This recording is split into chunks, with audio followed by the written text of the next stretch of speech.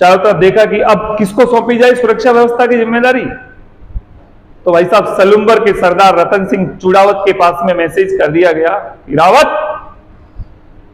सरदार रतन सिंह चुड़ावत, महाराणा राज सिंह के विवाह की पूरी सुरक्षा व्यवस्था की जिम्मेदारी आपकी होगी। बच्चों पता है रतन सिंह चुड़ावत का अभी नया नया विवाह हुआ था। इतिहासकार कहते हैं हाथों की मेहंदी नहीं छूटी। और मेघराज मुकुल की कविता में तो पूरा बखान किया गया है कि चुड़ावत मांगे सेनानी सिर काट दियो छतरानी, सेनानी कवि का।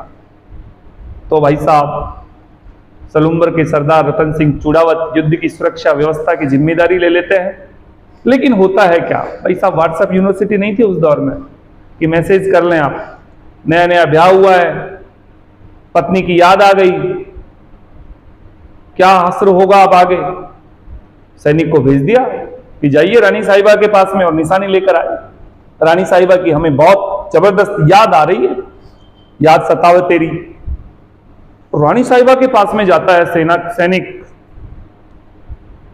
और रानी साहिबा से कहता है कि हुकुम रानी साहिबा, सरदार रतन सिंह जी ने आपकी निशानी मंगाई है सरदार साहिब ने।